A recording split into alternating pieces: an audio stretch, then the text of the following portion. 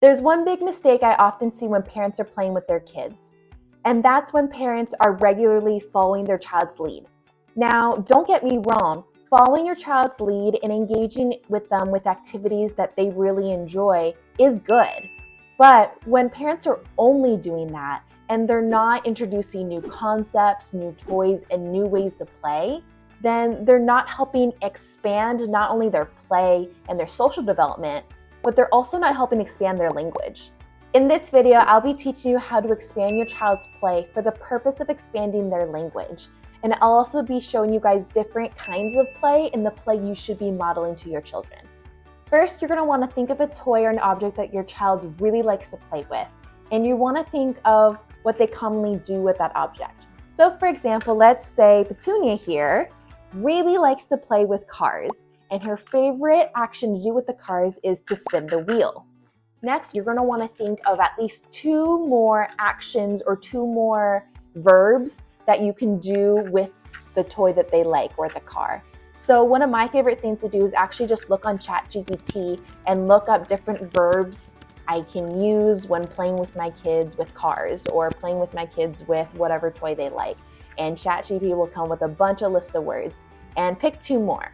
So one of the verbs I also like to use with cars is crash and drive. Next, you're going to want to make a visual of the toy and of the different actions surrounding that toy. So on my visual, I have the two new actions I want us to do, drive, crash, and then I also have the action that Petunia likes, which is spinning the wheels. So I'm going to make sure I'm also including the activities that she likes in here too, so we're still doing something that she enjoys doing while also introducing new concepts and new ways to play. So after you've made your visual, you're going to want to then start modeling how to play with it in this new way.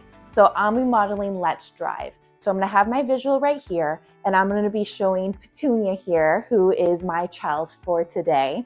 I'm going to be showing her let's drive, and I'm going to show her drive, and I'm going to be driving my cars back and forth.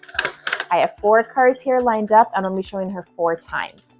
So now that she's been able to look at me and being able to see, I'm now going to see if she's going to follow the direction. So I'm going to say, let's drive, you drive it. And if she isn't able to do it, I'm going to take her hands and I'm going to help her drive. Let's drive. Let's drive. Let's drive. I'm going to help her drive. And I might do this over and over again, and we might be taking turns. I might show her again, let's drive, I'm gonna drive it, and then I'm gonna give her the direction and see if she can follow the direction with less and less help. Once she's able to follow the direction consistently and drive the cars, I can then start introducing other actions. So then I might start introducing the crash. She is now able to follow the direction. Now we're kind of ready to be able to start taking turns and picking which action we're gonna wanna do. So I might go first and I might say, let's crash. And I might crash, crash, let's crash. And see if she's then able to go and start crashing or crashing it with me. And then once we've done crash, I might take a Post-it note and I am going to cover crash, because I notice sometimes with some kids, especially like with a activity that they really like to do, they often will only pick it. So when we've already done one, I've said, oh, we've already done it. What's a new one we can do? And so now it's her turn. She can pick. She can either point to it or she can either say it. If it's a new activity, I'm not going to necessarily be expecting her to verbalize it. If she's pointing to what she wants, that is totally fine. Since this is a new activity, she's already working hard at learning something new. So later on, when it's much better and she's more used to this activity, then is when I'm going to start incorporating those words. Now, at the beginning of teaching these new play skills, Petunia here might not be interested at all in driving or crashing the cars, and she might still just really be into spinning. And that's perfectly okay, and that's totally normal as she's used to the spinning, and doing something that's new is kind of uncomfortable. But I noticed with a lot of my kids, after a while of continuing to incorporate new concepts and new ways of play, that they will eventually start doing it later on their own. So the key here is also consistency. And I really like the idea of doing that turn taking if she picks and then I pick. So that way she's not always having to listen to me, but sometimes she also gets control and I get to listen to her too. Gives her a little bit more power and authority of what we're doing. Now, there's 3 different types of play every child should have.